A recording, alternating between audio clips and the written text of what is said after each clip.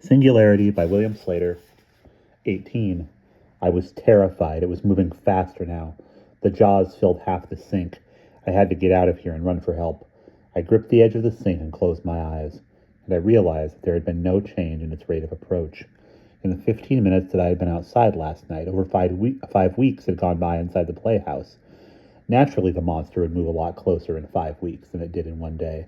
I should have expected this to happen, but somehow I didn't think of it. In any case, it would still be a while before the monster came through. I emptied the sink and pulled on my clean clothes. Since I had eaten no peanut butter last night after being sick, I allowed myself an entire tablespoon on my breakfast survival biscuit. I needed something to help me get over the shock I had just been through. The first day was terrible, but as more days went by, I began to cheer up. There was something comforting about my routine. I was proud of myself for sticking to it for so long, but I also realized that the 3 months I had spent in here had not been so very awful. Maybe I could make it through another quarter until the next holiday, and then my stay would be half over. And I'd made sure that the next holiday was better. I could do more than just save up childish goodies for a feast. I could plan my activities carefully, so that not one priceless nanosecond would be wasted. A nanosecond, I had recently learned from a physics book, was 1/billionth of a second. Just to kill time, I got out my pencil to figure out how much time went by in here for every nanosecond in the outside world. Not much, it turned out, only about 4 millionths of a second. In fact, the difference did not become significant until it got all the way up to the millisecond, 1,000th of a second range. 1 millisecond in real time was over 3.5 whole seconds in here. I stopped referring to my holiday as the Great Walk, because I knew now that 15 minutes wasn't enough time for much of a walk at all. Instead, I began calling it Saturnalia, after the ancient Roman festival. The name had a ring of wild revelry to it, the perfect contrast to the scholarly, aesthetic life I lived in here. Calisthenics, shaving, monster check, breakfast, serious reading, lunch, chores, light reading, jogging, meditation, bath, aperitif, time check, dinner, music, diary, bed.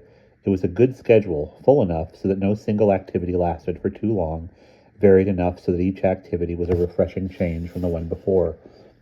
I wasn't nearly as bored as I had expected to be. My sense of purpose grew, and it continued to be immensely gratifying to see the diary pages fill up. 2/25/18. My hair is an inch below my ears now. I've been wearing it tied back in a rubber band, but tonight I tried braiding it after it dried. It didn't work, but I'll keep trying. I bet I'll be an expert at it before long. I also thought it might be a little darker than before, but it's hard to tell because I have nothing to compare it to. So I cut off a few strands from the front. Now I can check it every once in a while to see if the color is changing. That gave me the idea that every month or so I should measure the amount of beard hairs in my razor from one shave to see if my beard is getting thicker, and save them too to see if it's getting darker. 2/25/42. Didn't have the space to finish last night. Then I got the idea to measure my growth by making a line on the wall, so I did it. Why didn't you think of that at the beginning, you dumb jerk? Today I was reading in the Golden Bough about how during the week of Saturnalia, the Romans were allowed to do anything they wanted. They could shout at their masters or even trade places with them, ordering them to wait on them. I tried to figure out how I could imitate that during my own Saturnalia. But who was the slave and master in here? I thought maybe I was the slave to my schedule and could break it on that day, but I didn't want to before. And anyway, the schedule is good. It's what saved me. Then I thought, I am the slave of time, but can't see how to turn the tables on time. 2/26/06. After I wrote that last night, I realized that I already have turned the tables on time. That's what I'm doing in here. I decided how much and how fast I wanted to age, and I'm controlling it by figuring out how much time to spend inside and how much time outside. But when I go out there on Saturnalia, then time will be the master again, our positions reversed. He'll make that 15 minutes go by so fast that I won't be able to do anything about it, or will I? Maybe if I plan it right. That's why it's so important to plan it. If I'm smart enough, maybe I can make that 15 minutes a lot longer. 2:34:25. It's over a month already since the first holiday. Hooray! But it doesn't seem that long. Amazing. Last night I dreamed I was in Miss Stevens' English class. We were having a test, and I hadn't done any of the reading. Why would I dream that? And didn't know any of the answers. Then Miss Stevens came over and kneeled down by my desk, hugged me and whispered, "Your mother told me, and it's all right. Just don't tell anybody else." But Barry was sitting next to me, and he knew what she had said, and he was mad. I ran after him, but the hallway was so crowded with kids, and he was faster than me. Then they were all screaming at me, "You'll never catch him!" Then I woke up, and when I saw where I was, I actually felt relieved, because now it's Barry who will never catch up with me. 2:42:31. Tonight, when I was meditating after jogging, I imagined that it would be like floating around outside, looking at the world. I was still on Playhouse time, so it was a frozen world. It was such a calm feeling, looking at the motionless leaves and rabbits and motionless bat hanging over the meadow. I had all the time I could ever want, so it didn't matter if I made a mistake now and then, or if things didn't go right that day.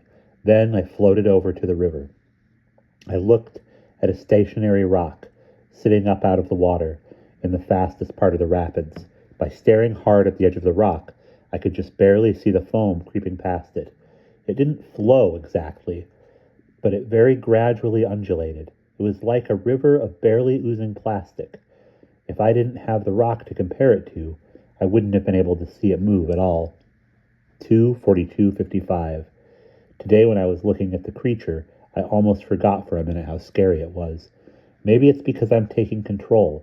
As soon as I get out of here, less than a couple of hours in real time, I'll warn people about it. I'll show them what it is. Barry won't be able to stop me.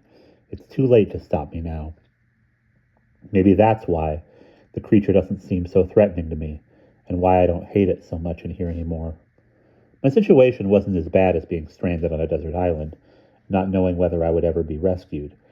I knew I'd be out in less than a year, and it was a lot better than being a prisoner of war or even a jailed convict.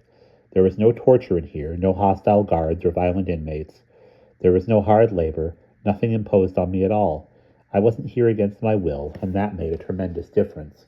I had chosen it. I had stopped blaming Barry for what was happening.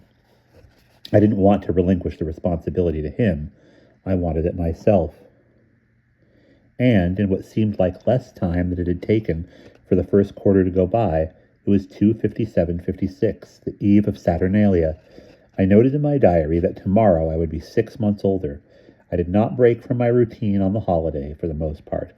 I was more entranced in it than ever now. I even wondered vaguely if I might miss the routine when I went back to the real world.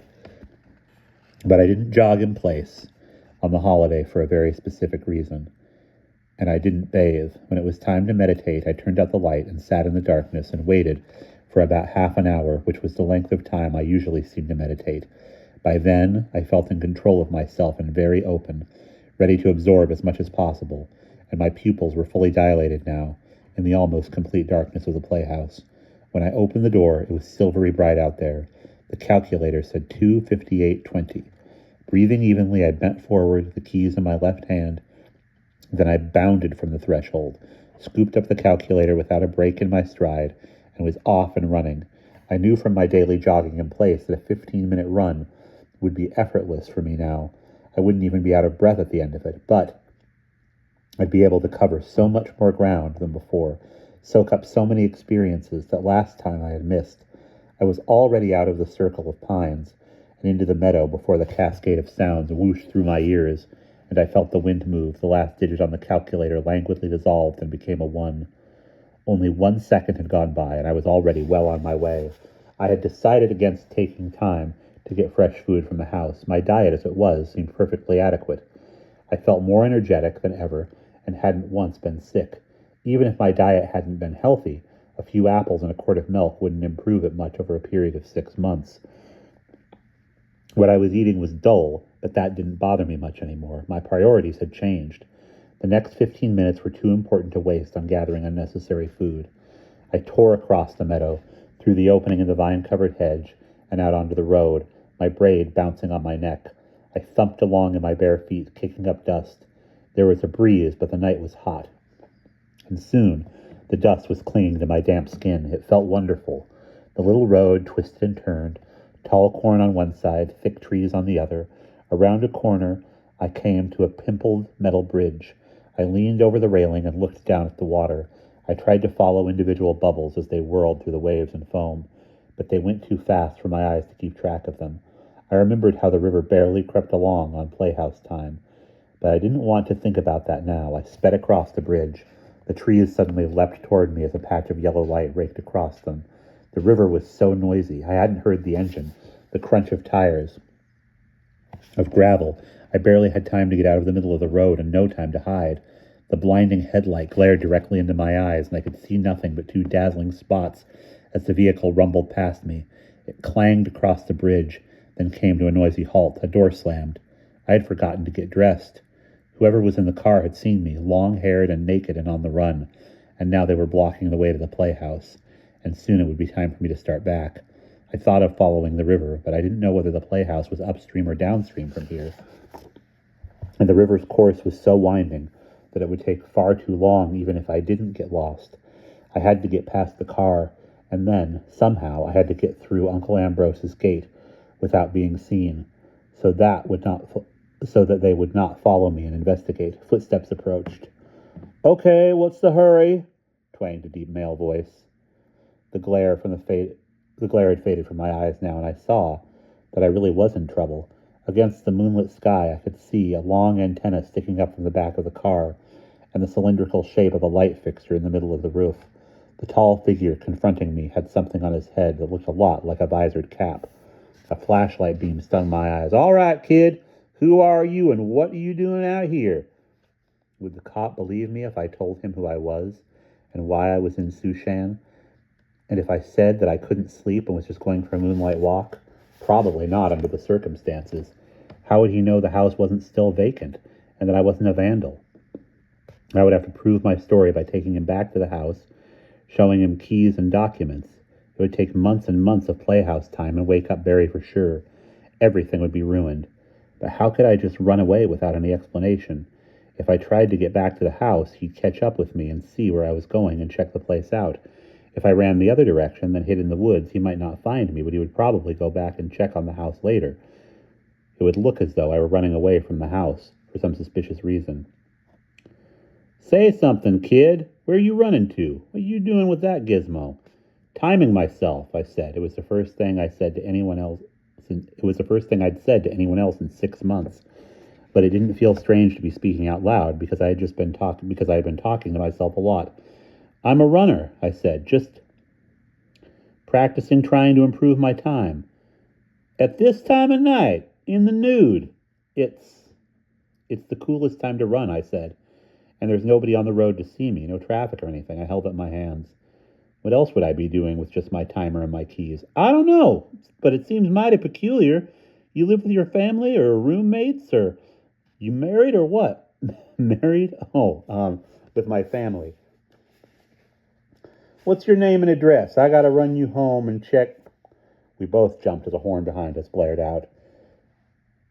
"Shave and a haircut, 2 bits." Tires shrieked, and a convertible full of laughing teenagers zoomed past. It missed the police car by inches and sheared through a row of corn as it careened around the next turn. "Drunk, I bet," the cop said, running for his car. "Gotta stop them before they get killed, or kill somebody else, but I'll be watching for you. And if I see you running around like that again, you'll be in trouble." He jumped into his car and took off after them. It was 3:11. I had 2 minutes to get back to the playhouse. As I ran, the events of the last few minutes raced around in my head. I had hoped to get much further along the road and get back in time for a swim, but I wasn't disappointed that my plans had been botched. What had happened had been tense but exciting, and excitement was exactly what I needed on my holiday. I was amazed by my luck. I would have been in a mess if those kids hadn't come along, but now the cop didn't know who I was or that I had anything to do with Uncle Ambrose's house, and he wouldn't find me on the road again tomorrow night. It was 3:13:02 when I went back inside the playhouse. I was ravenous, but after I had eaten my extra ration of peanut butter on 3 survival biscuits, 1 candy bar turned out to be enough. It was not until I wrote the incident in my diary that I saw what I had just done. Yes, I was in here to grow a year older than Barry for purely personal reasons. But I had also thought that part of my motivation was to take control away from Barry so I could warn people about the creature. But I hadn't warned the cop. I hadn't even thought of it. All I had wanted to do was get rid of him. It was crazy. I had suddenly forgotten about the creature just when I had the perfect opportunity to do something about it, as though something else, not Barry at all, was preventing me from interfering with its progress. And that's the end of chapter 18.